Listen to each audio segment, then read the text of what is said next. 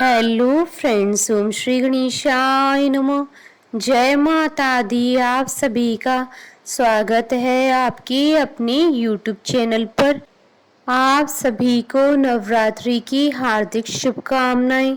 Friends, आज हम आपको इस वीडियो में बताने जा रहे हैं नवरात्रि के 5वें दिन माँ दुर्गा की 5वीं शक्ति माँ स्कंद माता जी की आराधना करने की पूजन विधि, महत्व, व्रत कथा और माँ स्कंद माता को प्रसन्न करने के लिए आज क्या भोग लगाएं और नवरात्रि के 5वें दिन सर्व कार्यों की सिद्धि के लिए किए जाने वाले उपायों के बारे में।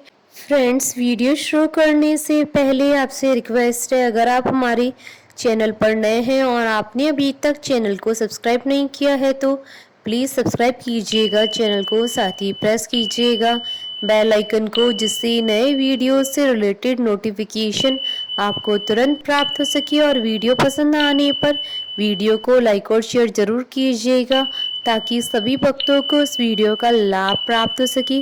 और कमेंट बॉक्स में जय माता दी जरूर लिखिएगा। या देवी सर्वभूतेषु माँ स्कंद माता रूपेण संस्था नमस्तस्यै नमस्तस्यै नमस्तस्यै नमो नमः। नवरात्रि के 5वें दिन स्कंद माता जी की पूजा की जाती है। स्कंद माता का रूप अत्यंत ही दयालु है। माता ने इस रूप में अपने पुत्र को अपनी गोद में बैठा रखा है। माँ के इस रूप में उनकी 4 भुजाएं हैं, वह सिंह पर विराजमान है। स्कंद माँ की गोद में विराजित है और भगवान कार्तिकेय की माता होने के कारण ही इन्हें स्कंद माता कहा जाता है। माँ की 4 भुजाएं हैं। इनकी दाहिनी तरफ की ऊपर वाली भुजा में भगवान स्कंद गोद में है और दाहिनी तरफ की नीचे वाली भुजा में कमल पुष्प है। बाईं तरफ की ऊपरी भुजा वर मुद्रा में है और नीचे वाली भुजा में भी कमल है। माता का वाहन शेर है। देवी दुर्गा के 5वें स्वरूप यानी स्कंद माता को अत्यंत दयालु माना जाता है। देवी दुर्गा का यह स्वरूप मातृत्व को परिभाषित करता है। स्कंद माता कमल के आसन पर विराजमान होती हैं, इसलिए इन्हें पद्मासना देवी भी कहा जाता है। पुराणों में माँ को कुमार और शक्ति कहकर संबोधित किया गया है। स्कंद माता माँ दुर्गा का ही स्वरूप है, इसलिए नवरात्रि के 5वें दिन माँ के इस रूप की पूजा की जाती है। नवरात्रि के 5वें दिन स्कंद माता जी की पूजा पूरे एकाग्र मन से की जाए तो माँ अपने भक्तों को सभी प्रकार का सुख प्रदान करती हैं। जिन लोगों को संतान प्राप्त नहीं हो रही है या फिर संतान प्राप्ति में अधिक समस्या उत्पन्न हो रही है तो वह नवरात्रि में माँ स्कंद माता की पूजा कर सकते हैं। माँ की पूजा करने से संतान संबंधी सभी परेशानियां समाप्त हो जाती है। कमजोर बृहस्पति को भी मजबूत करने के लिए स्कंद माता जी की पूजा अवश्य करनी चाहिए।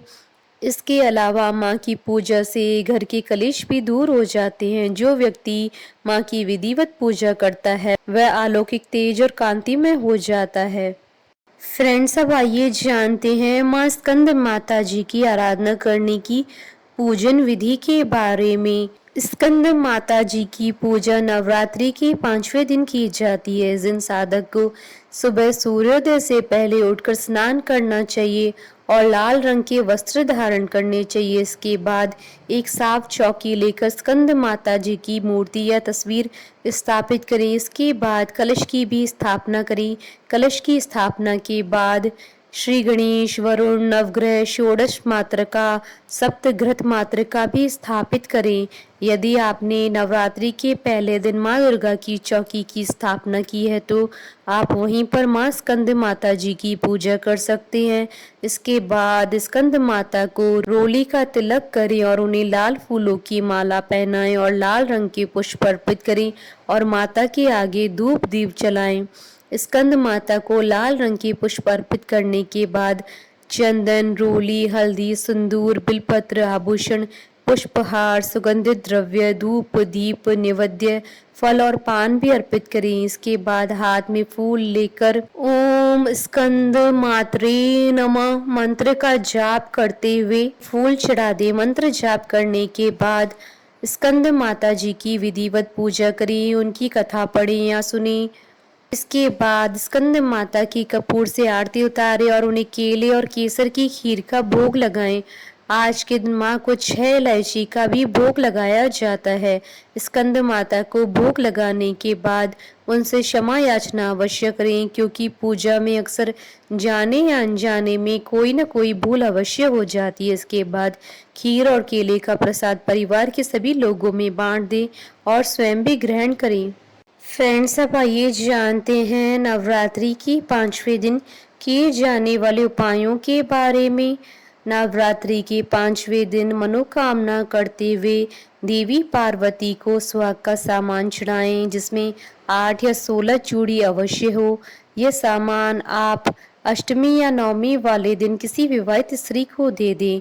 1 मुट्ठी पीले चावल, 2 लौंग के जोड़े, 1 सुपारी, 5 छोटी इलायची किसी लाल कपड़े में बांधकर मां भवानी को समर्पित करें।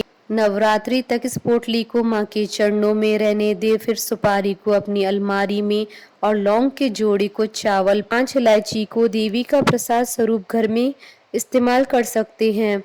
अन्यथा नवमी के दिन इस पोटली को मंदिर में चढ़ा दें या गंगा जी में विसर्जित करें। आज के दिन घर में तुलसी का पौधा लगाएं, भगवान शंकर जी को जल चढ़ाएं। स्कंद माता की पूजा एकल न करें, शंकर जी का ध्यान अवश्य करें। बुद्धि बल वृद्धि के लिए देवी स्कंद माता पर 6 इलायची चढ़ाकर सेवन करें।